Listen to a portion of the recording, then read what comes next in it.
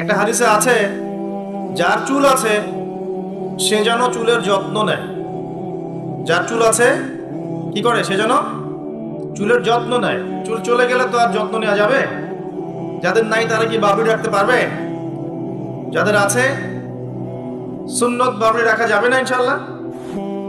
আচ্ছা, সবসময় এটা বাধ্যতামূলক নয় আপনার জন্য, কিন্তু যদি সুযোগ থাকে আপনি রাখতে পারেন। ওই সুন্নত না রেখে যদি আপনি এখন তেলাপোকা ছাড় দেন তাহলে তো সমস্যা। তেলাপোকা ছাড় কি? হাদিসে একটা শব্দ আছে, কুজা করা। এটা মানে কি? মাঝখানে চুল থাকে এইভাবে লম্বা আর দুই পাশ ফাঁকা।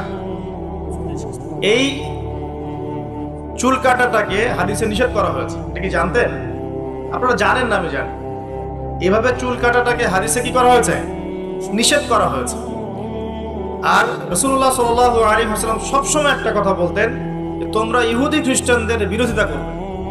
তোমরা ইহুদি এবং খ্রিস্টানদের কি করবে? বিরোধিতা করবে। তারা দাড়ি কেটে ফেলে, তোমরা দাড়ি ছেড়ে দিবে। তারা গোফ কেটে ফেলে, তারা গোফ ছেড়ে দেয়, তোমরা গোফ কেটে ফেলে। আবার বলছো, তারা মুশরিকরা কি করে? মুশরিকরা দাড়ি ছেটে ফেলে, তোমরা দাড়ি ছেড়ে দিবে। আর তারা গোফ লম্বা করে, তোমরা গোফ ছেটে ফেলবে। সবসময় আমাদেরকে উৎসাহিত করা হয়েছে বিধর্মীদের সংস্কৃতির বিপরীত করার জন্য। আর আজকে আমরা কি করছি? ইচ্ছায় হোক আর অনিচ্ছায় হোক, জেনে হোক আর না জেনে হোক, আমরা কিন্তু বিধর্মীদের আদর্শ এবং কালচারগুলো ফলো করছি না ভাই? পোশাক আশাক, দেহের গঠন, চলাফেরা, কথাবার্তা, জীবনের লাইফস্টাইল, রুটিন, এগুলো কি মুসলিমদের মতো হচ্ছে না অমুসলিমদের মতো হচ্ছে? কোন মুসলিম যুবক কি ফজরের আজান শুনে নামাজ না পড়ে ঘুমাতে পারে? আবার দুপুর 12টায় ঘুম থেকে উঠতে পারে? দুপুর 2টায় নাস্তা করতে পারে? বিকেল সময়টা গার্লফ্রেন্ডের সাথে ঘুরতে পারে? আর সন্ধ্যাবেলায় বন্ধুদের সাথে আড্ডাবাজি করে, জুয়া খেলে, বারের সময় কাটিয়ে রাত্রে আবার এসে ইন্টারনেট চালাতে চালাতে 3টা 4টা 5টা বাজে, তখন ঘুমিয়ে যায়। এই হচ্ছে এখনকার যুব সমাজের আদর্শ। একটা অসুস্থ প্রজন্ম তৈরি করছি আমরা, অসুস্থ প্রজন্ম। বিগত মনে হয় 40-50 বছর থেকে একটা প্রজন্ম তৈরি হয়েছে বাংলাদেশে, স্পেশালি আমাদের মতো ইয়াং জেনারেশন যারা আছো, একটা অসুস্থ প্রজন্ম তৈরি হয়েছে।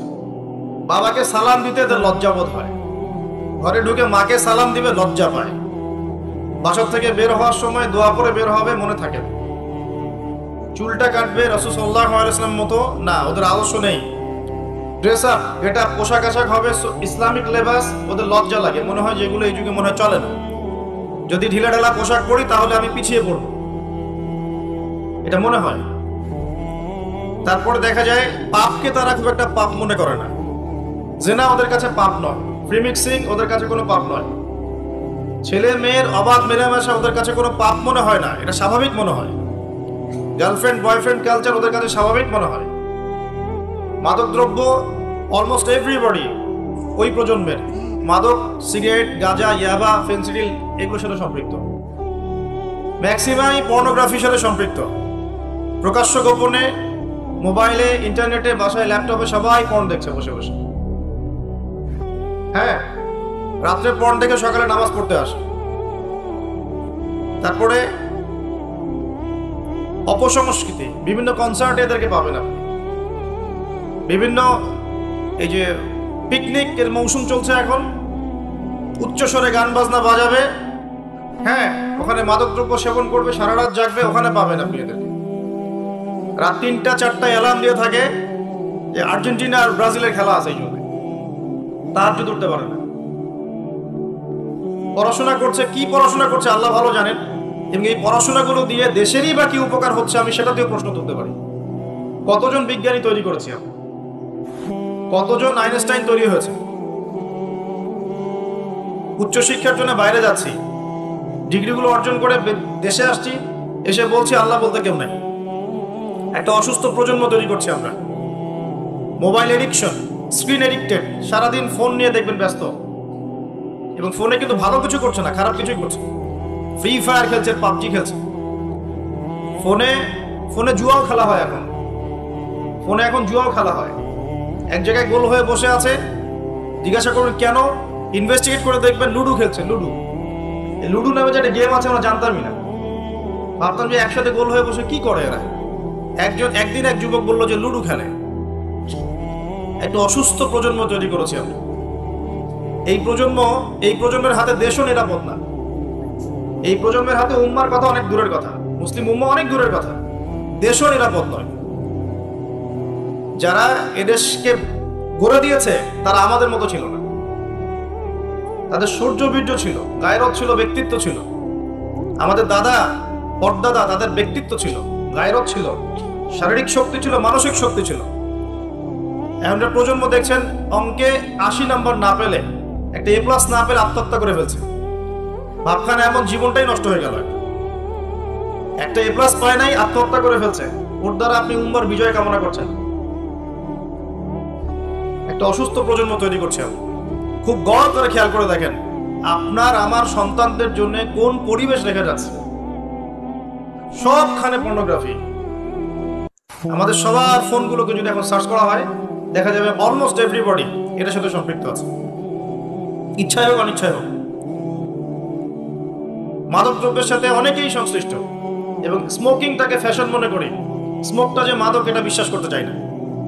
খুব কম ইয়াং জেনারেশন পাওয়া যাবে যাদের অ্যাফেয়ার নাই, হারাম অ্যাফেয়ার, বয়ফ্রেন্ড গার্লফ্রেন্ড কালচার নাই, খুব কম পাওয়া যাবে। খুব কম ছেলে পেলে পাবেন আপনি যারা হারাম মিউজিক শোনে না। খুব কম ছেলে পেলে পাবেন যারা আপনাকে 10টা সূরা মুখস্থ বলতে পারবে। 10টা সূরা মাত্র, 10টা, চ্যালেঞ্জ করলাম, 10টা সূরা মুখস্থ বলতে পারবে না। খুব কম। আপনি খুব কম ইয়াং জেনারেশন পাবেন যারা 5 ওয়াক্ত নামাজ পড়ে মসজিদে এসে। ইয়াং জেনারেশনে খুব কম ছেলে পেলে পাবেন যারা বিশুদ্ধ করে কোরআন তেলাওয়াত করতে পারে। অনেক সময় দেখা যায় আফসোস, অনেকে শায়েখ টাইটেল দিয়ে বসে থাকে, কোরআন তেলাওয়াত করতে জানে না। বিশ্বাস করছেন না? আমার সামনে বসায়, ওলামায়ে কেরামদের সামনে বসায় দিয়ে বিশুদ্ধ করে কোরআন তেলাওয়াত করা শিখতে হবে তাকে আরো 1 বছর বক্তব্যে গিয়ে। তারপরে পড়তে হবে আরবি ব্যাকরণ, তারপর আরবি বালাগাত, উসুল, তারপর আকীদা, হাদিস, ইবারত, ফিকহ, উসুলে ফিকহ, উসুলে হাদিস। এই সাবজেক্টগুলো কভার করার পরে ইফতা দিতে হবে, ইফতা, তারপর হবে মুফতি। এত পড়াশোনার এখন প্রয়োজন হয় না, সবাই ইন্টারনেট ছায়। এখন বিশুদ্ধ করে কোরআন তেলাওয়াত করতে পারছে না, স্টেজে উঠে বলছে অমুক মুফতিকে ডাকো, তমুক মুফতিকে ডাকো, বাসে বসবো। এই ফিতনাগুলো বন্ধ করতে হবে। কনস্ট্রাকটিভ পড়াশোনা দরকার। আমাদের যুব সমাজের কতজন ছেলে পেলে বিশুদ্ধ করে কোরআন তেলাওয়াত করতে পারে এটা জরিপ করে দেখেন। যারা পারে তাদের পড়াগুলোকে ওস্তাদদের সামনে শোনান, দেখবেন কতগুলো ভুল বের করা যায়। শুধু কোরআন তেলাওয়াতের কথাই বললাম, আর সিলেবাস তো অনেক গভীর। আজকে থেকে 10 বছর আগে মনে করতাম অনেক জানি, এই 10 বছর পরে এসে দেখছি যে আসলে এমন এক সাগরে ডুব দিয়েছে আমি কিছুই জানি না। ইসলাম এত গভীর একটা সমুদ্র, ইসলামের জ্ঞান মনে হচ্ছে আমি 2% জ্ঞান অর্জন করতে পারিনি আজ পর্যন্ত। বিশ্বাস করেন, মন থেকে কথাটা বললাম। যত গভীরে যাবেন আপনি মনে হবে আপনি জাহেল। কি বলবো আপনাদেরকে, আমার তো বলার যোগ্যতাই নেই। আর এমনও ব্যক্তি দেখছি ওয়াজ মাহফিলের মঞ্চগুলোতে এসে কসম আল্লাহর বিশুদ্ধ করে কোরআনের একটা আয়াতও তেলাওয়াত করতে পারে না, শায়েখ লাকব দিয়ে বসে আছে, বাসের জন্য মানুষকে ডাকছে। কোথায় ধর্ম চলে গেছে বাংলাদেশে?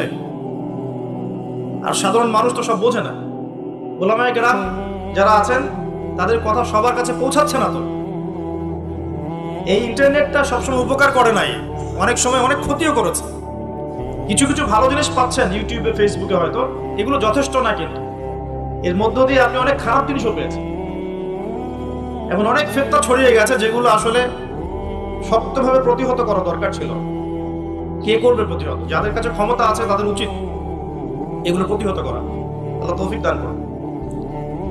দ্বীন ইসলাম হুমকির মুখে পড়ছে। একটা অসুস্থ প্রজন্ম তৈরি করে যাচ্ছি আমরা।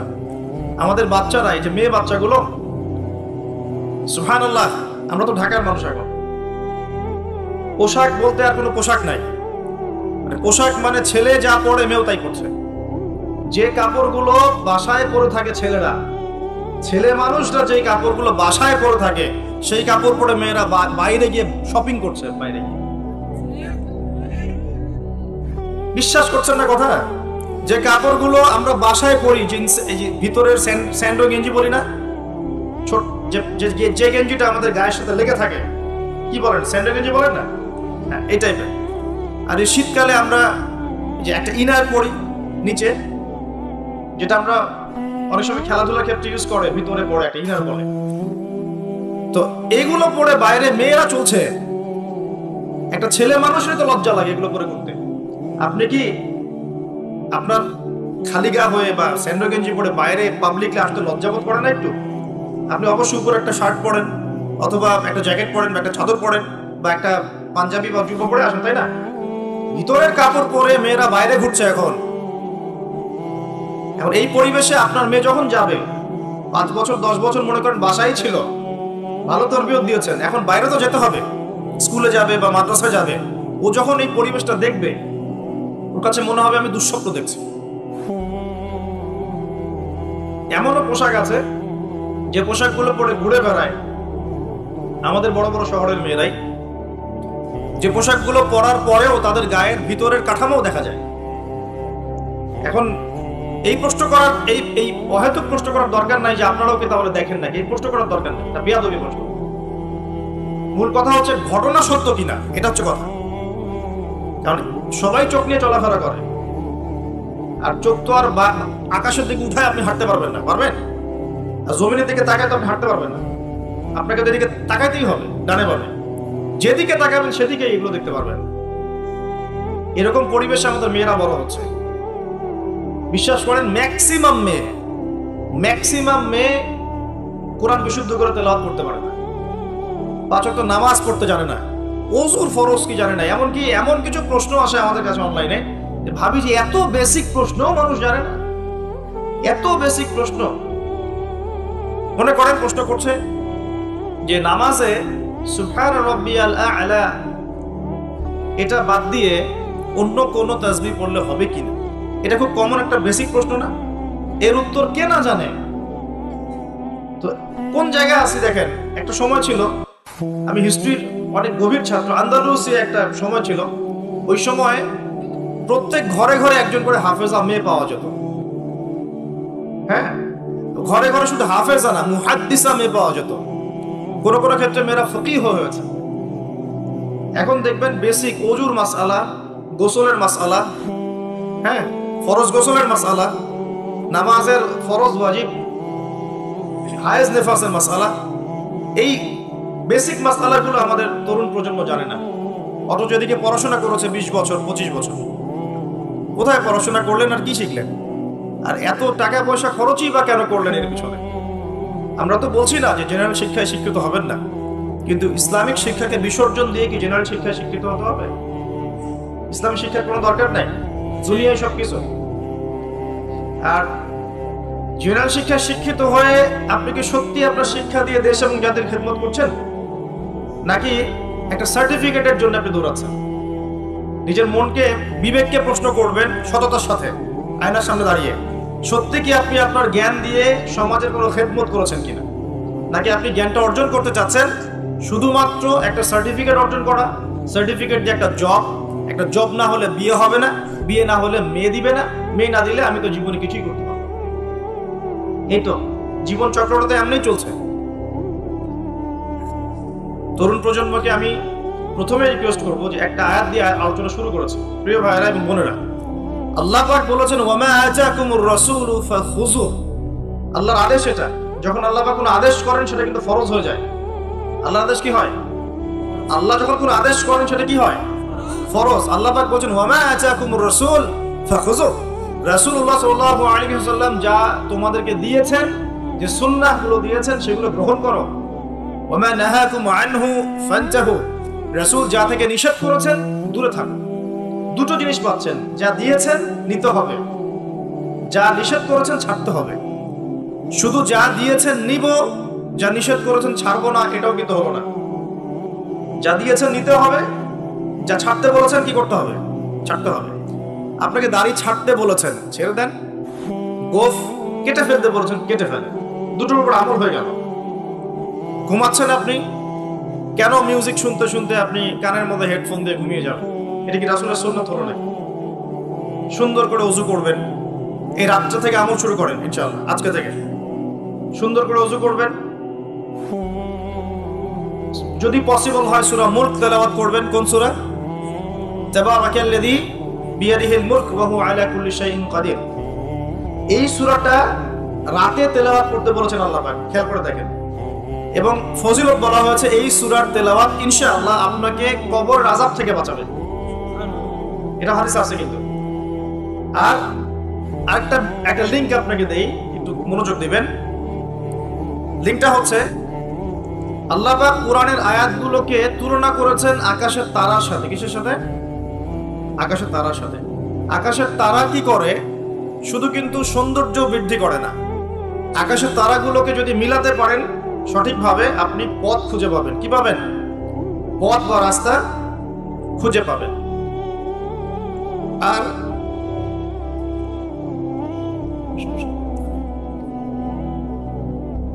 যদি আপনি কোরআনের আয়াতগুলোকে মিলাতে পারেন, আকাশের তারা মিলালে যেমন পথ খুঁজে পাবেন, ঠিক একইভাবে কোরআনের আয়াতগুলোকে যদি মিলাতে পারেন তাহলে আপনি হেদায়েত খুঁজে পাবেন ইনশাআল্লাহ। তাহলে এখানে একটা মিল আছে না? এখন সূরা মুলক আল্লাহ রাতে তেলাওয়াত করতে বলছেন, আর রাতের বেলায় আপনি আকাশের তারা খুঁজে পাবেন। মিল পাচ্ছেন? আরো একটা মিল বলে দিই। সূরা মুলকের মধ্যে আল্লাহ পাক বলেছেন আকাশের তারা দেখতে। কি বলেছেন? আকাশের তারা তাকাতে বলেছেন। আকাশের দিকে তাকাও, আল্লাহর নিদর্শনগুলোর দিকে তাকাও, আসমানের তারাগুলোর দিকে তাকাও। দেখো এই সৃষ্টির মধ্যে তুমি কোনো রকম খুঁত খুঁজে পাও কিনা, কোনো ত্রুটি খুঁজে পাও কিনা। পাওয়া যাবে? তোমার দৃষ্টি বারবার ব্যর্থ হয়ে ফিরে আসবে, কিন্তু কোনো ত্রুটি তুমি খুঁজে পাবে না। দেখেন আল্লাহ পাক বলছেন কোরআনের আয়াতগুলো পথ দেখাবে, ঠিক যেমন আসমানের তারাগুলো পথ দেখায়। আর আল্লাহ পাক রাতের বেলায় সূরা মুলক তেলাওয়াত করতে বলছেন, যেই সূরার মধ্যে তারা দেখার কথা আছে। মিল পাচ্ছেন? রাতের বেলা সূরা মুলক তেলাওয়াত করতে শেখেন, অথবা মুখস্থ করে ফেলেন। মুখস্থ করতে পারবেন না ইনশাআল্লাহ? কয়টা আয়াত এখানে? কয়টা আয়াত বলেন তো? কয়টা? আস্তাগফিরুল্লাহ। কয়টা আয়াত? 30টা। কয়টা আয়াত? নবীজি বলেছেন কোরআনে একটা সূরা আছে 30 আয়াতের। কত আয়াতের? 30 আয়াতের। এই 30 আয়াতের সূরা তার পাঠকের পক্ষে ঝগড়া করবে, আল্লাহ পাকের সাথে কথোপকথন করবে, বলবে যে আল্লাহ আমার পাঠকারীকে তুমি মাফ করে দাও, জোর দিবে। মানে এটা আল্লাহ পাকের ইচ্ছাতেই হবে, এবং আল্লাহ পাক তার কথা শুনবেন এবং তাকে মাফ করে দেবেন ইনশাআল্লাহ। তো এই সূরাটা মুখস্থ করা যাবে না ইনশাআল্লাহ? এই সূরার শেষে আরেকটা কথা আছে। পুরো সূরা বললে পুরো সূরা, এই সূরা দিয়েই লেকচার শেষ হয়ে যাবে। এটা আরেকদিন বলবো ইনশাআল্লাহ। শেষের একটা কথা বলে দেই। এই সূরার শেষের দিকে একটা কথা আছে, কুল আরাআইতুম ইন আসবাহা মাউকুম গাওরাম ফামা ইয়াতিকুম বিমাইন মাঈন। আল্লাহ পাক বলছেন তোমরা কি কখনো ভেবে দেখেছো যে যদি আল্লাহ পাক এই ভূগর্ভস্থ পানিটাকে নিচে নামিয়ে দেন, ভূগর্ভস্থ পানির স্তরটাকে নিচে নামিয়ে দেন, কোন সত্তা কি আছে যে তোমাকে সেই পানি এনে দিবে? আছে? এই আয়াত থেকে আমাদের একটা শিক্ষা আছে, একটু বলি শোনেন। শিক্ষাটা হচ্ছে আমরা এখন অপচয়ে খুব পটু, আমরা খুব অপচয় করি জিনিসপত্র। আমরা গ্যাস অপচয় করি, রাষ্ট্রের সম্পদ অপচয় করি, রাষ্ট্রের রাস্তাঘাট নিজের বাপ দাদার সম্পত্তি মনে করে নষ্ট করে ফেলি। সম্পত্তি কিন্তু আমার না, এটা রাষ্ট্রের, জনগণের। আপনি রাষ্ট্রের সম্পত্তি নষ্ট করতে পারেন না, আপনাকে কিন্তু জবাব দিতে হবে। এই যে রাস্তায় যাচ্ছেন, মনে করেন টোল দিতে হবে, বাইকটা টান দিয়ে টোল না দিয়ে চলে গেলেন, এই যে একটা চুরির অপরাধ হলো, প্রতারণা হলো আপনার, এটা হক ছিল রাষ্ট্রের, নষ্ট হয়ে গেল। এভাবেই রাষ্ট্রের সম্পদগুলো নষ্ট হচ্ছে, অনেকেই করছে। এটা করা যাবে না। এই যে পানি অপচয় করছি আমরা, গ্যাস অপচয় করছি, কোনো কোনো ক্ষেত্রে আমরা আমাদের হায়াতও অপচয় করছি, করছি না?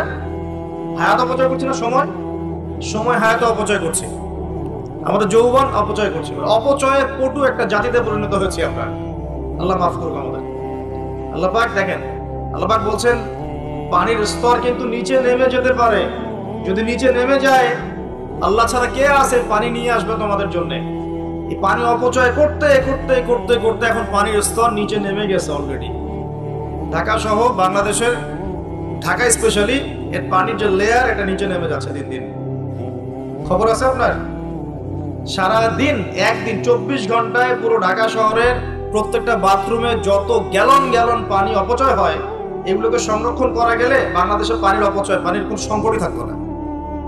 এখন মনে হচ্ছে পানি তো অনেক, সমস্যা নাই, পানি চলে যেতে কয়দিন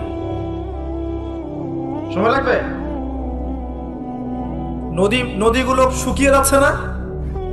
আগের মতো পানি আছে নদীতে? নদীগুলো শুকাচ্ছে না?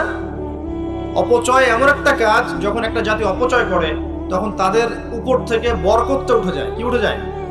বরকত। আমরা অপচয়টা বন্ধ করে দিই, আল্লাহ পাক তৌফিক দান করুন। আমাদের অপচয়টা দেখাচ্ছি, একটু দেখেন।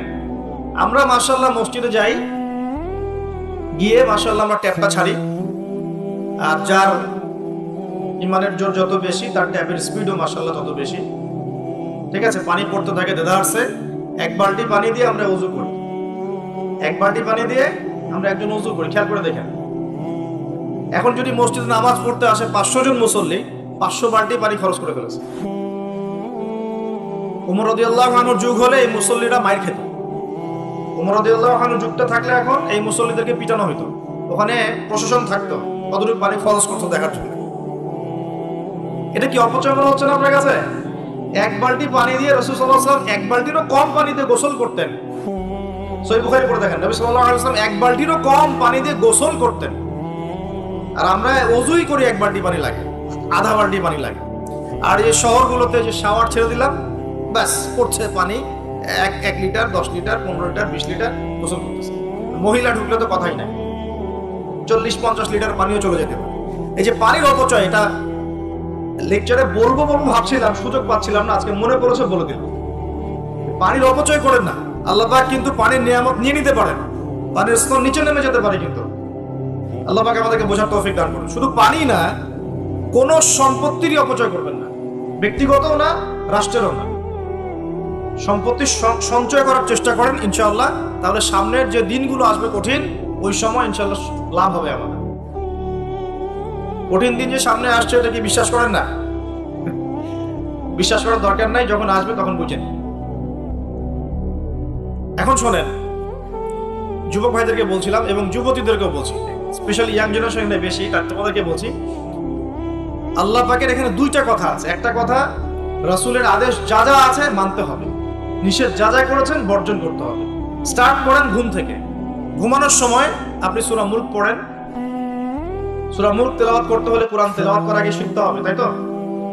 সবাই জানি তো ইনশাআল্লাহ? কোরআন তেলাওয়াত করা জানি? কনফিডেন্স নাই?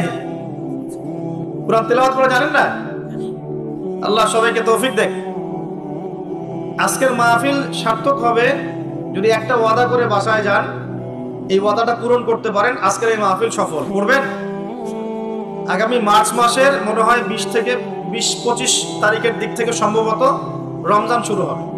ঠিক আছে, এটা কি মাস চলছে? ডিসেম্বর, জানুয়ারি, ফেব্রুয়ারি, মার্চ, 2 মাস বাকি আছে, 2-3 মাস বাকি আছে। এই 3 মাস সময়ের মধ্যে এই মাহফিলে উপস্থিত প্রত্যেক যুবক যুবতী বিশুদ্ধ করে কোরআন তেলাওয়াত করা শিখবেন। ওয়াদা করেন, আল্লাহর কাছে ওয়াদা করেন, শিখবেন ইনশাআল্লাহ। ইনশাআল্লাহ। শয়তান 3টা ধোঁকা দিবে। কয়টা ধোঁকা? হাত নামান। শয়তান 3টা ধোঁকা দিবে, এটা সবাইকে দেয়, আপনাকেও দিবে। 1 নাম্বার ধোঁকা, বৈজ্ঞানিক পদ্ধতি পড়েছি, হুজুরের কাছে পড়েছি, হ্যাঁ, তারাবির নামাজের আগে পরে পড়েছি, রমজানে পড়েছি, আমার জানার দরকার নেই, অনেক জানি। এটা শয়তানের একটা ধোঁকা। ভালো করে পড়াশোনা করলে বুঝবেন যে আপনি কিছু জানেন না এখনো। দ্বিতীয় ধোঁকা হচ্ছে, আপনাকে শয়তান ধোঁকা দিবে, আমার অনেক বয়স হয়ে গেছে, আমি আর পারবো না। এই ধোঁকা দেয় নাই ভাই? আমার অনেক বয়স হয়ে গেছে, আমি আর পারবো না, আমার জিহ্বায় আসে না। জিহ্বায় না আসলেও পড়তে হবে, তাহলে আপনি ডাবল নেকি পাবেন ইনশাআল্লাহ। জিহ্বায় না আসলেও যারা পড়ে, হাদিসে আসছে, মানে আটকে যায়, তারপরেও ওয়াহু আলাইহি শাক্কুন, এটা তার উপর কঠিন হয়, তারপরেও সে চেষ্টা করে, ফালাহু আজরান, তার জন্য ডাবল পুরস্কার, ডাবল নেকি হবে ইনশাআল্লাহ। আরেকটা শয়তান ধোঁকা দিবে, এটা তোমাদেরকে দিবে, ইয়াংদেরকে। সেটা হলো, অনেক সময় পড়ে আছে, এত তাড়াহুড়োর কিছু নাই, পরে শিখে নিব। এই ধোঁকা দেয় নাই? এই ধোঁকা দিয়ে দিই তো বয়স হয়ে গেল 25-30, এখনো 30টা কোরআনের আয়াত তুমি বলতে পারছো না। 30টা কোরআনের আয়াত তুমি জানো না, এটা তো ওই ধোঁকারই ফসল। তোমার আব্বা আম্মাকে আগে ধোঁকা দিয়েছে শয়তান, বাচ্চাটাকে আগে বড় করি, স্কুল কলেজ বিশ্ববিদ্যালয়টা শেষ হোক, তারপরে দেখা যাবে। ওই করতে করতে ছেলের বয়স হয়ে গেছে 25-30, এখনো ওযুর মাসআলা জানে না, নামাজের মাসআলাগুলো জানে না, ফরজ ওয়াজিব সুন্নত মুস্তাহাব বোঝে না, আর ইসলামের গভীর জ্ঞান তো অনেক দূরের কথা। কোরআন, হাদিস, আকীদা, উসুল, ফিকহ, এগুলো তো অনেক পরের কথা। এখন সে দিন শেখার জন্য একটাই মাধ্যম সামনে পায়, ফেসবুক ইউটিউব, ফেসবুক ইউটিউব, বাস দ্যাটস অল। আর ফেসবুক ইউটিউব মানে কি, ঢুকবে দেখবে অমুক যা বললো তমুকের বিরুদ্ধে, আর তমুক যা বললো অমুকের বিরুদ্ধে, এগুলোই দেখবে। এখানে শেখার তো তেমন কিছু নাই, আপনি তো এখানে সমালোচনা শিখবেন খালি। এখানে শিখবেন কিভাবে ওয়াজ মাহফিলে উঠে কাউকে তুচ্ছ তাচ্ছিল্য করতে হয়। আপনি শিখছেন এখানে কিভাবে একজন আরেকজনকে গালি দিচ্ছে, কিভাবে একদল আরেক দলকে গালি দিচ্ছে, কিভাবে এ তার বিরুদ্ধে বলছে, ও তার বিরুদ্ধে, এটা তো শিখছেন আপনি। তাহলে সঠিক শিক্ষা পাবেন কোথায়? এখানে ঈমান রিচার্জ করবেন, সঠিক শিক্ষাটা পাবেন কোথায়? আপনাকে তো আলেম ওলামার কাছে সোহবতে যেতে হবে তো, এবং সিলেবাস ভিত্তিক পড়াশোনা করতে হবে তো। তাহলে শুধু এই ইন্টারনেটে ঢুকলে আপনি বিভ্রান্ত হয়ে যাবেন। ইন্টারনেট একটা ফিতনার জায়গা এখন, এটাকে মাধ্যম বানাতে পারেন আপনি, আপনি সহযোগী মাধ্যম বানাতে পারেন, কিন্তু একমাত্র মাধ্যম বানালেই সমস্যা আছে, আপনি শেষ, তখন সমস্যা হয়ে যাবে আপনার। এই কথাগুলো আমাদের বাস্তব জীবন উপলব্ধি থেকে বলছি, ইনশাআল্লাহ আপনার জীবনে ফায়দা দিবে ইনশাআল্লাহ। প্রিয় যুবক ভাইরা, এই তিনটা ধোঁকা থেকে বেঁচে থাকবেন। রাত্রেবেলা কি তেলাওয়াত করবেন তাহলে? কোন সূরা? সূরা মুলক। আচ্ছা, ফজিলত কি কি ফজিলত? ইনশাআল্লাহ আপনাকে আল্লাহ রাব্বুল আলামিন এই সূরা তেলাওয়াতের বরকতে, এর ওসিলা ইনশাআল্লাহ কবরের আযাব থেকে বাঁচাবেন ইনশাআল্লাহ। কবরের আযাব সত্য না মিথ্যা? চোখে দেখা যায়? কোন পরীক্ষাগারে প্রমাণ করা যায়? তাহলে পশ্চিমারা যে বলে পরীক্ষা নিরীক্ষা পর্যবেক্ষণ ছাড়া কোনো জ্ঞান নেওয়া যাবে না, তাহলে কি হবে? এই যে শিক্ষা ব্যবস্থা দাঁড়িয়ে আছে এখনকার এই দর্শনের উপরে, পরীক্ষা নিরীক্ষা পর্যবেক্ষণ চাক্ষুষ না দেখা পর্যন্ত কিছু বিশ্বাস করি না। বিশ্বাস করেন তখন আপনাকে বলবে ধর্মান্ধ হয়ে ব্যক্তি। কি বলবে? কথা বোঝেন না আমার? হ্যাঁ, ওদের ফিলোসফি অফ এডুকেশন, মানে আমরা বলি এটাকে এপিস্টিমোলজি, আমাদের ফিলোসফিতে বলতো এপিস্টিমোলজি, মানে জ্ঞান তত্ত্ব। এই শব্দের অর্থ হচ্ছে কি? জ্ঞান তত্ত্ব। ওদের জ্ঞান তত্ত্ব হচ্ছে যে যেটা ভিজুয়াল না, আমরা যা দেখি না, এবং যেটা স্পর্শ করা যায় না, ইন্দ্রিয় দিয়ে উপলব্ধি করা যায় না, মানে স্পর্শ করে বোঝা যায় না, গন্ধ নিয়ে বোঝা যায় না, তারপরে কঠিন তরল না বায়বীয় পরীক্ষা করা যায় না, পরীক্ষা নিরীক্ষা পর্যবেক্ষণের মাধ্যমে সিদ্ধান্তে আসা যায় না, এটাকে জ্ঞান বলে না। যদি এটাকে এই সিঁড়িগুলো উত্তরানো যায় তখন সেটা জ্ঞান, ওদের দর্শন এটা। তাহলে এখন কবর আযাবটাকে আপনি কি করবেন? এখন কবর আযাব নাই, তাহলে এখন তো আপনাকে আল্লাহ পাকের কথায় বিশ্বাস করতে হচ্ছে না, গায়েবে বিশ্বাস করতে হচ্ছে। তাহলে এখন আপনি যখন গায়েবে বিশ্বাস করতে যাবেন, ওরাই আপনাকে তোকমা দিয়ে দিবে তো ধর্মান্ধ, এবং ওয়ার্ল্ড আপনাকে আক্রমণ করবে তখন। যেমন মুসলিমদেরকে এখন আক্রমণ করছে না এগুলো দিয়ে, এগুলো এমনি এমনি আসে নাই, এটা পরিকল্পিত। আপনার ভিত্তিটাকে নড়িয়ে দিবে। তাই তো, আসলেই তো আল্লাহকে তো দেখি না, ফেরেশতা তো দেখি না, জিন জাতিকে তো দেখি নাই, আত্মা তো দেখি না, কবর আযাব তো দেখি না, কেন বিশ্বাস করবো তাহলে? এই জন্য দেখবেন একটা প্রজন্ম তৈরি হয়েছে এখন, ওরা বলে যে আমি তো আল্লাহ কোরআন এগুলো তো খুব একটা বিশ্বাস করি না, কারণ আমি তো দেখি না। আছে না আমার লোকজন আশপাশে আপনার? এদের সংখ্যা বাড়ছে না কমছে? দিন দিন বাড়ছে।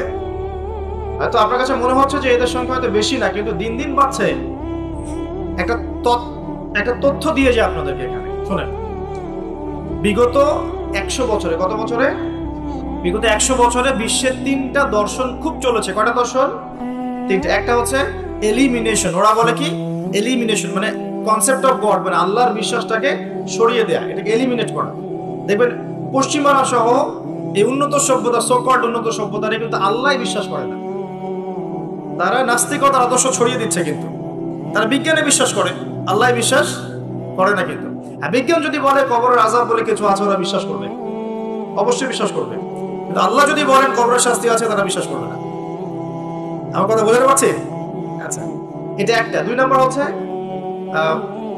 ম্যাটেরিয়ালিজম, মানে বস্তুবাদিতা, মানে মানুষকে দুনিয়া খাও দাও ফুর্তি করো, ব্যাংক ব্যালেন্স, টাকা পয়সা, জমি জমা, স্ট্যাটাস, এইটুকুর মধ্যে সীমাবদ্ধ করেছে। চিন্তাগুলোকে এর মধ্যে সীমাবদ্ধ করেছে। পরকালের জীবন, ওইখানে জবাবদিহিতা, আল্লাহর সামনে দাঁড়ানো, এগুলো বাতিল, এগুলো পড়ে। মানুষকে দুনিয়ার দিকে ফোকাস করেছে। দেখেন না এখন ফ্লাইওভারে দাঁড়াবেন, দেখবেন মানুষ ছুটছে, সারাদিন ছুটছে কিসের পিছনে? পরকাল, দুনিয়ার পিছনে। অল্প কিছু মানুষ আছে যারা একটু ধর্মান্ধ টাইপের নাকি, তারা ছোটে ধর্মের দিকে।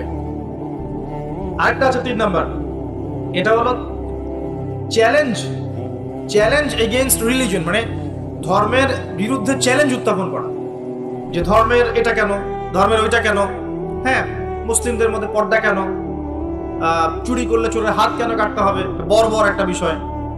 তারপরে ইসলামে বহু বিবাহ কেন, ঠিক আছে, তারপরে বিয়ের এক্সাক্ট কোনো বয়স নাই কেন, মানে এই যে কনসেপ্ট থ্রো করছে না এগুলো চ্যালেঞ্জ, রিলিজিয়নকে চ্যালেঞ্জ করা, এই দর্শনটা ছড়িয়ে দেওয়া হয়েছে বিগত 100 বছরে। এই তথ্যটা আপনাকে জানিয়ে দিলাম, ইনশাআল্লাহ আপনাদের স্টাডির ক্ষেত্রে কাজে দিবে। প্রিয় ভাইরা, পরিবেশটা নষ্ট করবেন না, যাদের কোনো হাজত আছে পিছন দিক দিয়ে চলে যান। আজকে রাত্রে ঘুমানো থেকে শুরু করে দেন রাসূলুল্লাহ সাল্লাল্লাহু আলাইহি ওয়াসাল্লামের সুন্নাহর উপর আমল করা। পারা যাবে না ইনশাআল্লাহ? প্রথমে সূরা মুলক, তারপরে আপনি পড়বেন সূরা ফালাক, নাস, ইখলাস, তিনবার, মোট 9 বার, এবং প্রত্যেক 3 বার শেষ হলে আপনি দুহাতকে একত্রিত করে ফু দিয়ে নিজের মাথা থেকে নিয়ে যতদূর পর্যন্ত পারেন মাসাহ করবেন। ইনশাআল্লাহ রাত্রেবেলা আপনাকে কোনো দৃশ্য অদৃশ্যের প্রতি স্পর্শ করবে না ইনশাআল্লাহ। ঘুমের মধ্যে অনেক সমস্যা হয় না অনেকের, ওই যে বলে বোবা ধরে, দুঃস্বপ্ন দেখেন, হ্যাঁ ভয় পান, আছে না এগুলো সমস্যা? এই সব সমস্যার সমাধান কি মেডিকেল সায়েন্স করতে পারে? যাবেন একটা অ্যান্টি ডিপ্রেশন ওষুধ দিয়ে দিবে, অথবা একটা ঘুমের ওষুধ দিয়ে দিবে, ঘুমান। কিন্তু সব সমস্যার সমাধান কে করতে পারে? আল্লাহ পাক পারেন ইনশাআল্লাহ। এগুলো নিঃসন্দেহে কোনো না কোনো ভিত্তি এবং পিছনের একটা ব্যাখ্যা আছে, যেটা হয়তো আমাদের নাও জানা থাকতে পারে, হতে পারে না? সব জ্ঞান কি আমাদের আছে? সব জ্ঞান যে আমাদের নাই, একটা এক্সাম্পল দেয়, জাস্ট একটা এক্সাম্পল দেয়। আমাদের শরীরে কি আত্মা আছে? আছে না নাই? আত্মাকে কি কেউ দেখেছে কিনা? এটাকে কেউ টাচ করেছে কিনা? তা আত্মা কঠিন, তরল না বায়বীয় কোনো জ্ঞান কারো আছে কিনা? এখন একজন মানুষ মৃত, একজন মানুষ জীবিত, উভয়ের মাঝখানে পার্থক্যটাই তো হচ্ছে আত্মা। একজন মানুষ মৃত, তার মধ্যে আত্মাটা নাই, আর যে মানুষটা জীবিত তার মধ্যে কি আছে? রূহ বা আত্মা আছে। আল্লাহ পাক এই সম্পর্কে কি বলছেন? আল্লাহ বলছেন সূরা বনী ইসরাঈলে, ইয়াসআলুনাকা আনির রূহ, হে নবী তারা তোমাকে রূহ বা আত্মা সম্পর্কে জিজ্ঞেস করে। কুলির রূহু মিন আমরি রাব্বি, তুমি বলে দাও হে নবী, রূহ হচ্ছে তোমার রবের একটা আদেশ মাত্র। কি একটা আদেশ? আদেশে এসেছে, আদেশে চলে যাবে, কোনো কারণ লাগে নাকি? আমরা কারণ ব্যাখ্যা করতে চাই, এটাকে বলে কার্যকারণ তত্ত্ব। প্রত্যেকটা কাজের পিছনে একটা কারণ ব্যাখ্যা করি, হ্যাঁ এটা কেন হলো এই কারণে, এটা কেন হলো এই কারণে, এটাকে বলে কার্যকারণ তত্ত্ব। আল্লাহ পাকের হুকুমে মানুষ যে মারা যাচ্ছে, এর পিছনে কোনো কারণ লাগে না? এই যে একটা মানুষ হাঁটছে ডেড, আর আমরা বলে দিলাম হৃদযন্ত্রের ক্রিয়া বন্ধ হয়ে মারা গেছে, এই তো এই কথা তো। ক্রিয়াটা বন্ধ হলো কিভাবে? ভালোই তো ছিল, হঠাৎ করে কি হলো? কার হুকুমে হলো? এটা কোনো হুকুম তো নাই। এই কনসেপ্টটাই তো বিশ্বাস করছে না। রূহ বলে কিছু একটা আছে না, এই রূহের কি ব্যাখ্যা আমি করতে পারবো? এই জ্ঞান কি আমার আছে?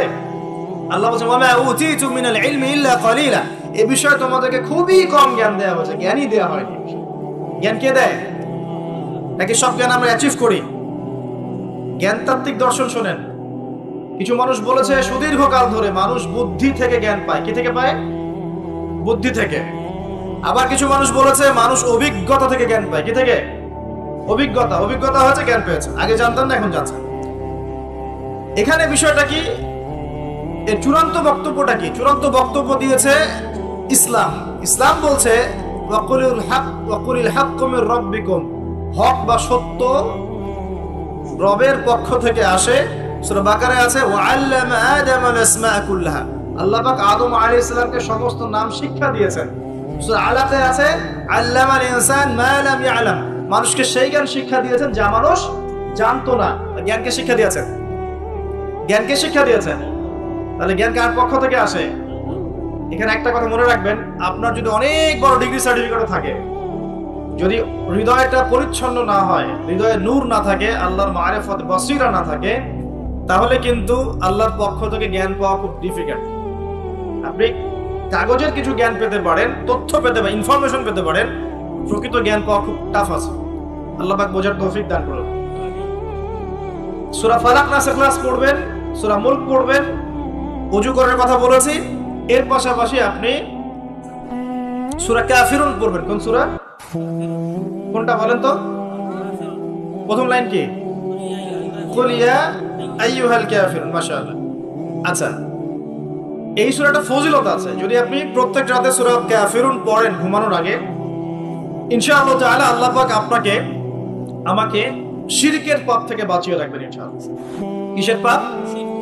শিরকের পাপ কি সবচেয়ে বড় পাপ না ছোট পাপ? একটা হাদিস বলে দেই, ইনশাআল্লাহ যথেষ্ট হবে। রাসূলুল্লাহ সাল্লাল্লাহু আলাইহি ওয়াসাল্লামকে আল্লাহ পাক একটা ওয়াদা করেছেন। কি ওয়াদা করেছেন? আল্লাহ পাক বলছেন মিরাজের রাতে, হে নবী মুহাম্মদ সাল্লাল্লাহু আলাইহি ওয়াসাল্লাম, তোমার উম্মতের মধ্যে কোনো ব্যক্তি যদি, তোমার উম্মতের মধ্যে যে কোনো ব্যক্তি যদি আসমান জমিন সমান পাপ নিয়ে আমার সামনে হাজির হয়, কিন্তু আমার সাথে কাউকে শরীক করেনি, শিরকের পাপ নাই, আমি আল্লাহ তার সামনে আসমান জমিন সমান গুনাহ, আসমান জমিন সমান ক্ষমা নিয়ে হাজির হব। কথা কি বুঝতে পারছেন? অনেক পাপ করেছেন আপনি, পাপের শেষ নাই, কিন্তু আপনি শিরকের পাপ করেন নাই। ইনশাআল্লাহ একদিন না একদিন আপনি জান্নাতে যাবেন ইনশাআল্লাহ।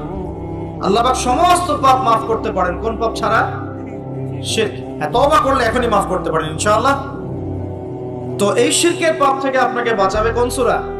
সূরা কাফিরুন। তেলাওয়াত করেন, দেখবেন শিরক আপনি চিনে ফেলবেন ইনশাআল্লাহ, সেখান থেকে আপনি দূরে থাকতে পারবেন ইনশাআল্লাহ।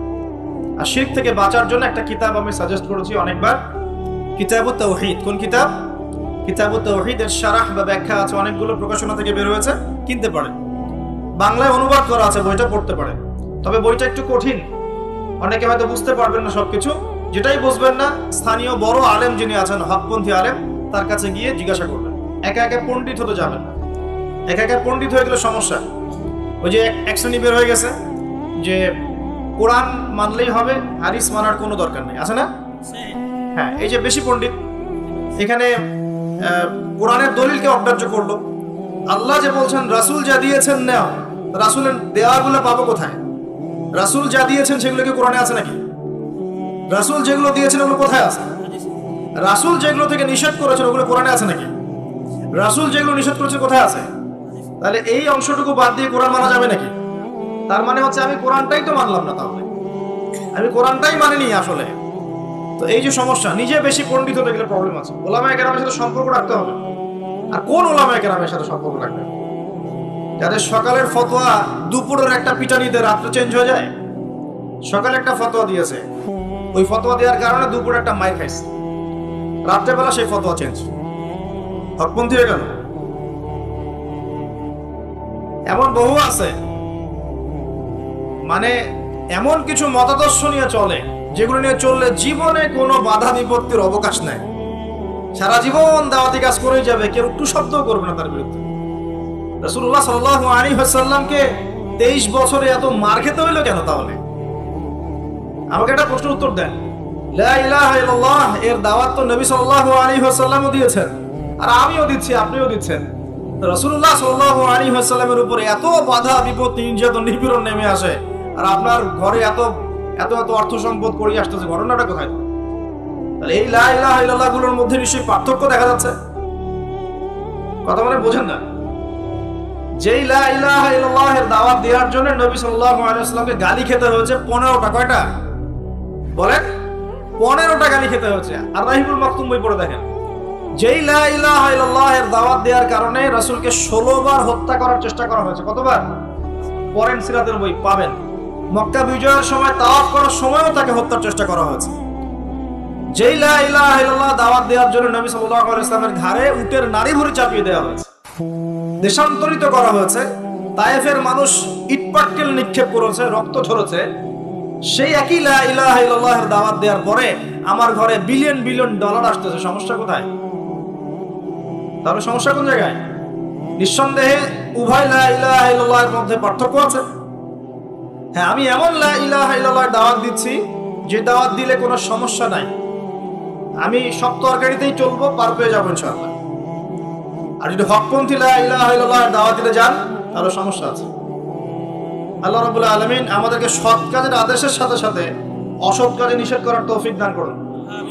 বিশ্বাস করেন, নবী সাল্লাল্লাহু আলাইহি ওয়াসাল্লাম যদি সারা জীবন বলতেন সুবহানাল্লাহ পড়লে এত নেকি হয়, আলহামদুলিল্লাহ পড়লে এত নেকি হয়, আল্লাহু আকবার পড়লে এত নেকি হয়, কোনো সমস্যা হওয়ার কথা ছিল না। নবী সাল্লাল্লাহু আলাইহি ওয়াসাল্লামকে প্রস্তাব দেওয়া হচ্ছে, তুমি যে আল্লাহর ইবাদত করো সেই আল্লাহর ইবাদত আমরা করব, পাশাপাশি আমরা আমাদের লাত ওজ্জা মানাতেরও ইবাদত করব। হবে কি? নবী সাল্লাল্লাহু আলাইহি ওয়াসাল্লাম বলছেন জি না, হবে না। কুলু লা ইলাহা ইল্লাল্লাহ তুফলিহুন, লা ইলাহা ইল্লাল্লাহ বলে সমস্ত বাতিল ইলাহকে অ্যাভয়েড করতে হবে, এলিমিনেট করতে হবে, তারপর হবে মুসলিম। এখন আপনি 5 ওয়াক্ত নামাজও পড়বেন মাশাআল্লাহ, এদিকে সুদও খাবেন, আপনি রমজান মাসে সাওমও রাখবেন মাশাআল্লাহ, আপনি ঘুষও নেবেন, আপনি এদিকে দান সদকাও করবেন, আবার যাকাতও দিবেন না, এদিকে মাশাআল্লাহ আপনি তাহাজ্জুদ পড়বেন, পর্দা মানবেন না, হ্যাঁ, এদিকে আপনি তাসবিহ তাহলিল করছেন, হজ উমরা করছেন বছর বছর, এদিকে দুর্নীতিও করবেন, অন্যের সম্পদ আত্মসাৎও করবেন। এই লা ইলাহা ইল্লাল্লাহ তো আল্লাহর রাসূল শিখান নাই, শিখাইছেন? উদখুলু ফিস সিলমি কাফা মানে কি? তোমরা পরিপূর্ণরূপে ইসলামে কি করো? প্রবেশ করো। এখন ইসলামে পরিপূর্ণ প্রবেশ মানে কি? নামাজও করবেন, সুদও খাবেন, আর এদিকে রোজাও রাখবেন, ঘুষও খাবেন, এদিকে হজ উমরা করবেন, বোনের সম্পত্তি মেরে খাবেন। এগুলো কি লা ইলাহা ইল্লাল্লাহ শিক্ষা? মনে রাখবেন, লা ইলাহা ইল্লাল্লাহ এর হকপন্থী ওলামায়ে কেরাম যারা, সোহবতে গিয়ে পড়ে দিন শিখবেন ইনশাআল্লাহ। পারবেন না? এটা চেনার জন্য আপনাকে এত কষ্ট করতে হবে না, এত কষ্টের প্রয়োজন নাই। খালি দেখবেন যে কাদের দাওয়াতে বাধা বিপত্তি নেমে আসে আর কাদের আসে না। এতটুকু চোখ কান খোলা রাখলেই বুঝতে পারবেন ইনশাআল্লাহ আযজা ওয়া জাল। এই জন্য একজন মজলুম বলেছিলেন যে তাকে মৃত্যুর সময় বলা হচ্ছে কালিমা পড়েন। কি পড়েন? কালিমা পড়েন। সে বলছে যে আমাকে কোন কালিমা পড়তে বলছে? যে কালিমা তোমরা পড়ছো সেই কালিমা পড়ার পর তোমাদের রুটি রুজির ব্যবস্থা হচ্ছে, আর আমি যে কালিমাটা পড়েছি এই কালিমার জন্য তুমি এসেছো আমার গলায় আজকে ফাঁসির কাষ্ট চলো। এই হচ্ছে অবস্থা। প্রিয় ভাইরা, দুনিয়ার জীবনটা চূড়ান্ত নয়, এখানে সফল হতে হলে একটা আয়াতেই যথেষ্ট আপনার জন্য। আজকে রাসূল যা দিয়েছেন নিয়ে নেন, যা দেন নাই ছেড়ে দেন, যা নিষেধ করেছেন ছেড়ে দেন, ব্যাস, আর কিছু করতে হবে। ঘুমানো থেকে শুরু করেছে আপনার জন্য, আমি একটু গুছিয়ে দিব আপনাকে সারাদিন, তারপর শেষ করে দিব। এবার আপনি ডান পাশে কাজ হচ্ছেন, হয়ে বলবেন আল্লাহুম্মা বিইসমিকা আমুতু ওয়া আহইয়া। তার আগে যদি সম্ভব হয় 33 বার সুবহানাল্লাহ, 33 বার আলহামদুলিল্লাহ, 34 বার আল্লাহু আকবার পড়ে আপনি ঘুমিয়ে যান। এখন যদি আপনি 6 ঘন্টা বা 8 ঘন্টা ঘুমিয়ে থাকেন, প্রত্যেক সেকেন্ডে আপনি নেকি পাবেন ইনশাআল্লাহ। কেন নেকি পাবেন? কারণ আপনি আপনার আদর্শ মতো ঘুমান নাই, আপনি রাসূলুল্লাহ সাল্লাল্লাহু আলাইহি ওয়াসাল্লামের আদর্শ মতো ঘুমিয়েছেন, মুহাম্মদুর রাসূলুল্লাহর উপর আমল করেছেন। মুহাম্মদুর রাসূলুল্লাহ মানে কি? প্রতিটা কাজ করতে হবে কার তরিকায়? রাসূলুল্লাহ। এটা বোঝেন। লা ইলাহা ইল্লাল্লাহ মানে কি? মানে আল্লাহ ছাড়া আর কিছুই চলবে না, সোজা কথা। আল্লাহ ছাড়া আর কিছুই কি চলবে? কিছু চলবে না। মুহাম্মদুর রাসূলুল্লাহ মানে হচ্ছে প্রতিটা কাজ করতে হবে কার পদ্ধতিতে? মুহাম্মদ সাল্লাল্লাহু আলাইহি ওয়াসাল্লামের তরিকা। বাস, এই এতটুকু যথেষ্ট। এই কালিমা নিয়ে মৃত্যুবরণ করলে পরে ইনশাআল্লাহ একদিন না একদিন আপনি জান্নাতে যাবেন ইনশাআল্লাহ। যদিও আপনি চুরি করেন, যদি আপনার জিনা করেন, যদি আপনি মদ খান, ইনশাআল্লাহ আল্লাহ চাইলে সেই গুনাহ মাফ করে দিবেন ইনশাআল্লাহ। এখন প্রিয় ভাইরা, ঘুম থেকে উঠলেন, এখানে দুটো কথা বলে দেই। এখন আমরা যে সময়টাতে আছি এটা শীতকাল না? এই সময়টা কি শীতকাল না? আমি দেখছি আমি ছাড়া আপনারা সবাই শীতের কাপড় পরেছেন বাসায়। খুব ঠান্ডা। যুব সমাজের এত ঠান্ডা লাগে কেন? এই বয়সে এত ঠান্ডা লাগে কেন? এখন তো রক্ত গরম থাকার কথা নাকি? ঠান্ডা লাগে খুব, তাহলে তো সমস্যা।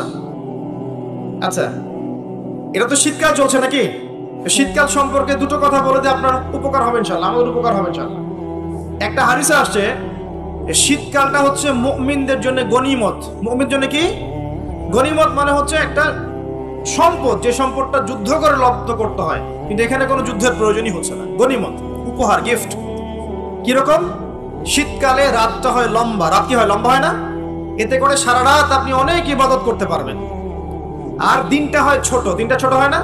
এতে করে আপনি দিনের বেলা সওম বা রোজা রাখতে পারবেন।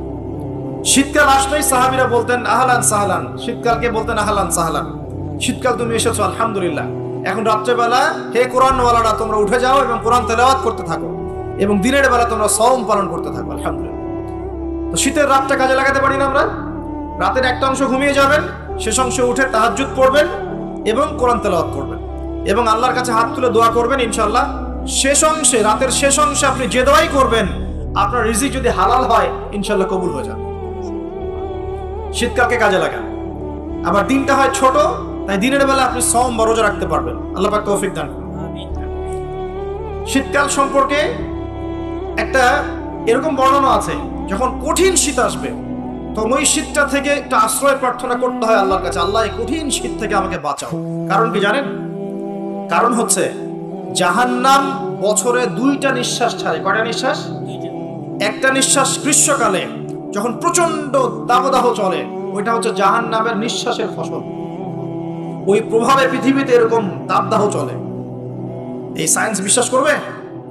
করবে না। ওর বিশ্বাসের আমার যায় আসে না। আল্লাহ পাক বলেছেন সত্য, রাসূল বলেছেন সত্য।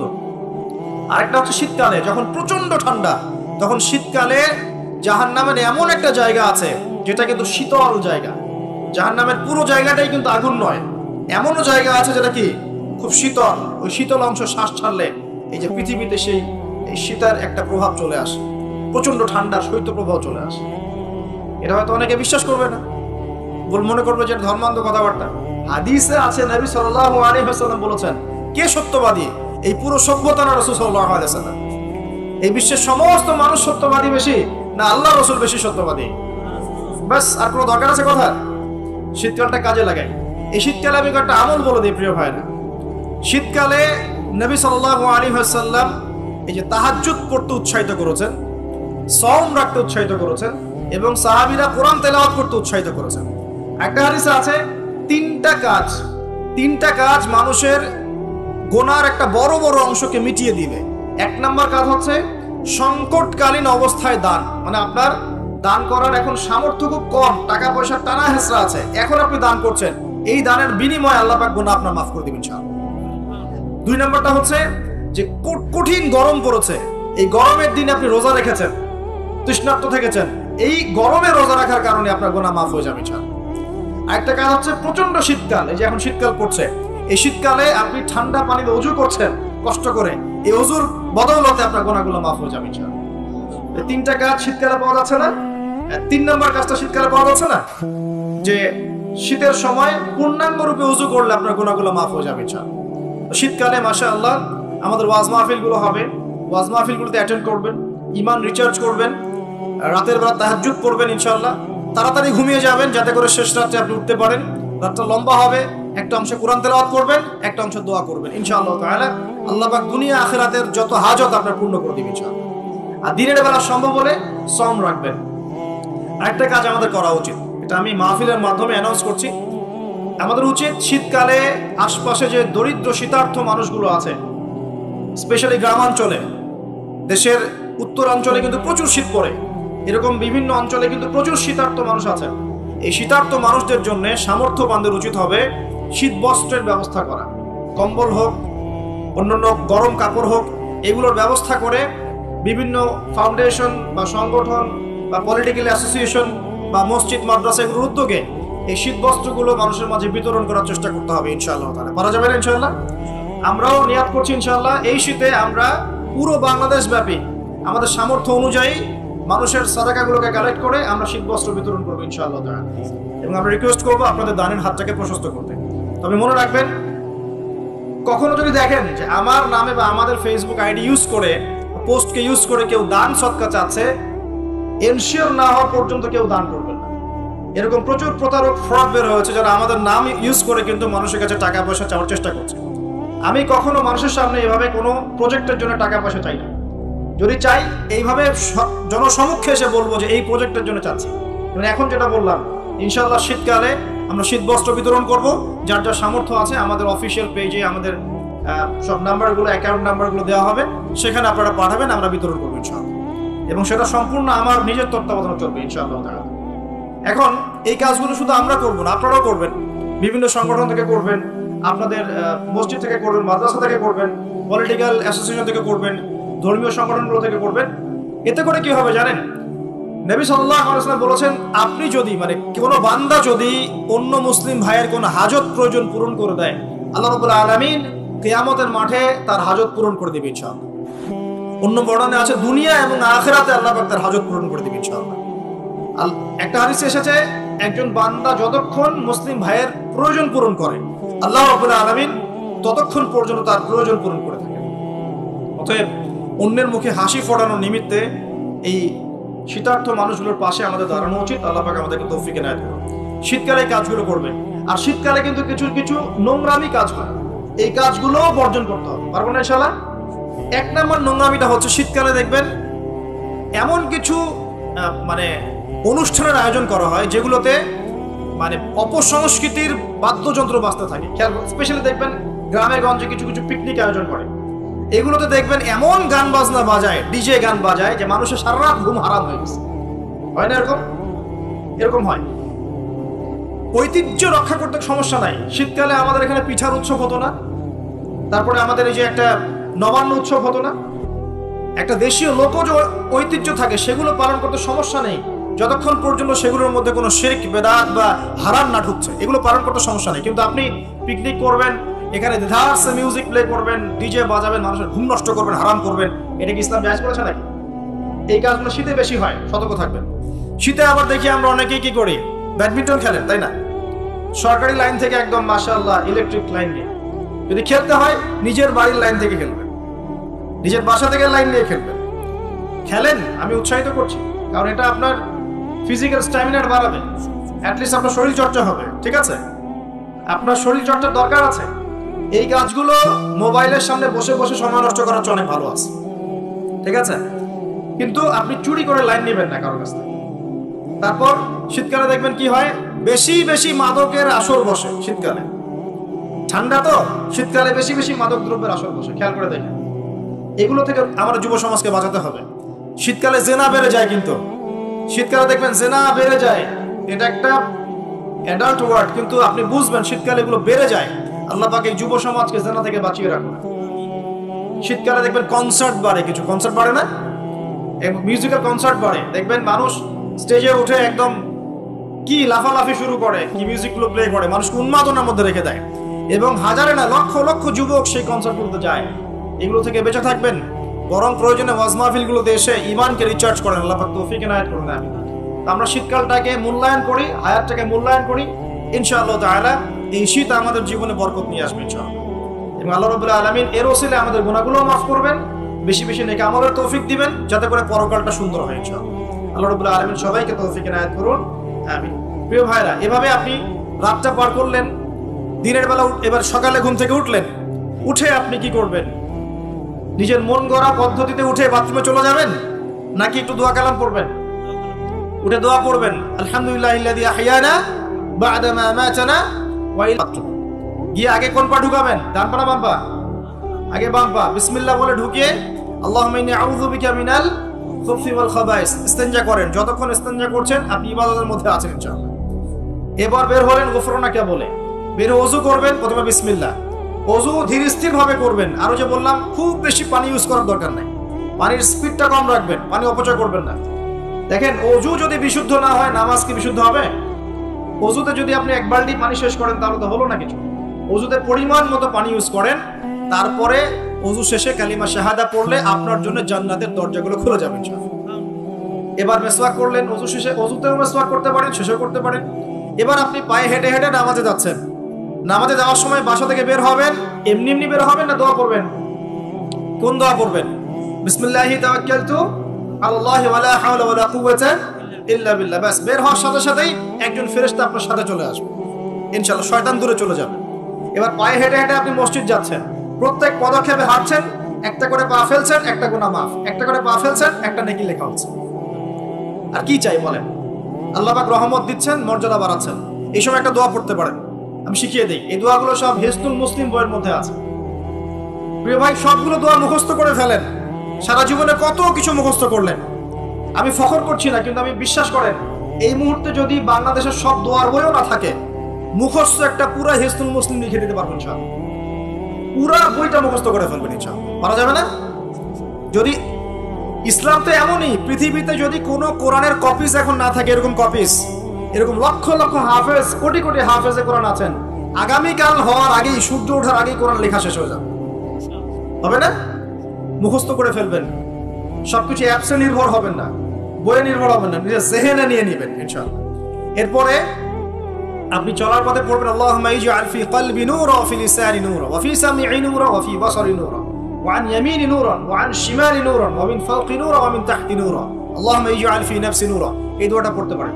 এতে করে আল্লাহ পাক আপনাকে নূর দিবে। কি দিবে? নূর বা আলো দিবে ইনশাআল্লাহ। এই নূর আপনার জীবনেও লাগবে, কবরেও লাগবে ইনশাআল্লাহ। এবার নামাজে গেলেন, মসজিদে ঢুকবেন কি এমনি এমনি না দোয়া আছে? ডান পা দিয়ে ঢুকবেন, দোয়া পড়বেন বিসমিল্লাহ ওয়াসসালাতু ওয়াসসালামু আলা রাসূলিল্লাহ আল্লাহুম্মা ইফতাহ লি আবওয়াব রাহমাতিক। একটা দোয়া আছে আউযু বিল্লাহিল আযীম ওয়া বিওয়াজহিল কারীম ওয়া সুলতানিল কাদীম মিনাশ শাইতানির রাজীম, এটাও পড়তে পারেন। ব্যাস এই দোয়া পড়লে শয়তান থেকে আপনি নিরাপদে থাকবেন। নামাজে দাঁড়ালেন, এই যে ফজর পড়বেন, যোহর, আসর, মাগরিব, এশা 5 ওয়াক্তের নামাজ পড়বো না? প্রত্যেক ওয়াক্তের জন্য একটাই নসিহত, সেটা হলো নামাজের বাহ্যিকতা গুরুত্বপূর্ণ, কিন্তু বাহ্যিকতার চাইতে বেশি গুরুত্বপূর্ণ হচ্ছে নামাজের আধ্যাত্মিকতা, নামাজের হার্ট, মানে মারিফত, ইহসান, খুশু, এগুলো বেশি ইম্পর্টেন্ট। নামাজে মনোযোগ ঠিক থাকছে কিনা খেয়াল রাখতে হবে। মনোযোগ বাড়ানোর বুদ্ধি কি, একটা টিপস বলে দেই। মনোযোগ বাড়ানোর বুদ্ধি হচ্ছে নামাজে যা বলছি মুখ দিয়ে এগুলোর আরবির অর্থগুলো আপনার জানতে হবে। যদি আপনি অর্থটা জানেন দেখবেন আপনার মনোযোগ অনেক বেড়ে গেছে ইনশাআল্লাহ। অর্থ না জানলে আপনি দাঁড়িয়ে থাকবেন, হাই তুলবেন, হাই, হুজুর তেলাওয়াত করছে আপনি হাই তুলবেন, কারণ অর্থ আপনি বোঝেন না। একটু খেয়াল করেন, একটা এক্সাম্পল খেয়াল করেন। মনে করেন আপনার মা অসুস্থ, নাউজুবিল্লাহ, আপনার বাবা অসুস্থ, আল্লাহ না করুন, বা আপনাদের ছেলে সন্তান, মেয়ে সন্তান অসুস্থ। এখন আপনি কোনো উপায় নাই, ডাক্তার বলছে যে খুব সিরিয়াস অবস্থা, হয় না এমন মাঝে মাঝে? আচ্ছা, এখন আপনি সেজদায় পড়ে গেলেন, হাত তুললেন, তুলে আল্লাহকে বলছেন, আল্লাহ আমার বাবা অসুস্থ, আমার মা অসুস্থ, আমার ছেলে বা মেয়েটা অসুস্থ, আল্লাহ তুমি তাকে শেফা দান করো। এই কথাটা বলার সময় আপনার চোখ দিয়ে পানি ঝরে না? ফিলিংস আসে না? এই ফিলিংসটা কেন আসে? কারণ আপনি যা বলছেন আল্লাহকে সেটা আপনি উপলব্ধি করতে পারেন, ফিল করতে পারেন। আর নামাজে কেন মনোযোগ আসে না? কারণ নামাজ আমি যা পড়ছি এটা তো আমি ফিলই করতে পারি না, আমি তো এই ভাষাটাই বুঝি না, অর্থই জানি না, কেমন করে ফিল করবো? এই জন্যই বলি কোরআনের অর্থ জানার দরকার নাই। অর্থগুলো না জানলে তো পরে আপনি মনোযোগ পাবেন না, তো ইহসান পাবেন না। তো এই জন্য নামাজে মনোযোগ বাড়ানোর প্রধান শর্ত হচ্ছে অর্থটা বোঝার চেষ্টা করতে হবে। কি পড়ছি সূরা ফাতিহায়, কি পড়ছি রুকুতে, কি পড়ছি সেজদায়, হ্যাঁ কি পড়ছি আমি তাশাহুদ, দরুদে, দোয়া, মাসুরায়, অর্থ জানতে হবে। এবং সেজদায় বেশি বেশি দোয়া করার চেষ্টা করবেন। নামাজ তাড়াহুড়া 3G 4G 5G তে যাবেন না, রিল্যাক্সে নামাজ পড়ে ইতমিনানের সাথে। জীবনে যত নামাজ পড়েছি, নামাজ সবচেয়ে সেরা নামাজ পড়েছি আমি ব্যক্তিগতভাবে বলছি আমার জীবনে মক্কায় আর মদিনায়। নামাজ পড়লে দেখবেন মনে হবে যে আপনি মানে অন্য একটা জগতে চলে গেছেন। মাশাআল্লাহ, এত চমৎকার তিলাওয়াত, এত খুশু খুজু, বিনয়, নম্রতা, রিল্যাক্স, ধীর স্থির ভাবে 2 রাকাত ফজরের নামাজ পড়াচ্ছে, মাশাআল্লাহ 15 মিনিট 20 মিনিট সময় লাগছে। এবং তিলাওয়াত হচ্ছে, চোখ দিয়ে পানি না ঝরে যাবেই না, কারণ আপনি ফিল করবেন এই যে মদিনায় আমি দাঁড়িয়ে নামাজ পড়ছি, এখানেই তো কোরআন নাজিল হয়েছে। এই যে মক্কায় নামাজ পড়ছি, এখানেই কোরআন নাজিল হয়েছে, এই আয়াতগুলো এখানেই নাজিল হয়েছে, ফিল করতে হবে। তো এখন নামাজ যারা পড়াই আমরা, ইমাম সাহেব আছি, আমি রিকোয়েস্ট করবো যে নামাজটাকে একটু রিল্যাক্সের সাথে, খুশু খুজুর সাথে পড়াই। আমি জানি মুসল্লিরা এখন খুব ব্যস্ত, ইমাম সাহেব লম্বা করতে চাইলে মুসল্লি এসে ডিস্টার্ব করা শুরু করে নাকি, ইমাম সাহেব আপনার কি কাজ নাই, এত লম্বা করেন কেন? প্রিয় ভাইরা, দুনিয়াতে কেন এসেছি বলেন তো? দুনিয়াতে কেন আসছি আমরা? ওমা খালাকতুল জিন্না ওয়াল ইনসা ইল্লা লিয়াবুদুন, কার ইবাদত করতে আসছি? তো দুনিয়াতে নামাজই তো বেস্ট ইবাদত। এই ইবাদত করতে এত সময় হচ্ছে না, তাহলে দুনিয়াতে আসলাম কেন? দুনিয়া থেকে আমি শুধু বউ বাচ্চা, সন্তান সন্ততি আর ব্যবসা বাণিজ্য করতে আসছি? আল্লাহ পাক তো পাঠিয়েছেনই আমাকে ইবাদত করার জন্য, তাহলে আমি ইবাদতে এত তাড়াহুড়া কেন? রিল্যাক্স থাকেন, আল্লাহ পাক তৌফিক দান করুন। এইভাবে 5 ওয়াক্ত নামাজ পড়বেন, আল্লাহ পাক তৌফিক এনায়েত করুন। আর নামাজের কিছু বাহ্যিক মাসআলা আছে, এই মাসআলাগুলোকে নিয়ে কিছু ইখতিলাফ চলে আসছে দীর্ঘদিন থেকে। ইখতিলাফগুলোতে গিয়ে উম্মাহকে বিভক্ত করবেন না আল্লাহর ওয়াস্তে। যে যেটার উপর আমল করছেন আল্লাহর ওয়াস্তে করেন, কিন্তু এক ভাই আরেক ভাইয়ের সাথে গোশত কামড়াকামড়ি করেন। কথা কি বুঝতে পারছেন? এগুলো ইখতিলাফি মাসআলা, ফিকহি মাসআলা, উলামায়ে কেরামের মধ্যে ইখতিলাফ দীর্ঘদিন থেকে ছিল, থাকবে। যে যার মতো আমল করছেন, করতে থাকেন। যেটা আপনার কাছে বেশি সহিহ মনে হচ্ছে, যেটা আপনার কাছে বেশি গ্রহণযোগ্য দলিল মনে হচ্ছে, আপনি সেটার উপর আমল করেন, কোনো সমস্যা নেই। কিন্তু এই ইস্যুগুলোকে কেন্দ্র করে, মসজিদগুলোকে ভাগ করে করে উম্মাহকে বিভক্ত করেন না। এতে কাফের, মুশরিক, মুনাফিকরা হাসে আমাদেরকে দেখে, ওরা আমাদেরকে দেখে হাসে, দেখো কি জাতি, কি কি বিষয় নিয়ে উম্মাহকে বিভক্ত করে নিজেরাই আপসে বিভক্ত হয়ে গেছে। একটা বিভক্ত জাতিকে শাসন করা সহজ না ঐক্যবদ্ধ জাতিকে শাসন করা সহজ? বলেন। এখন আমরা তো বিভক্ত না ঐক্যবদ্ধ? সুবহানাল্লাহ, কাফের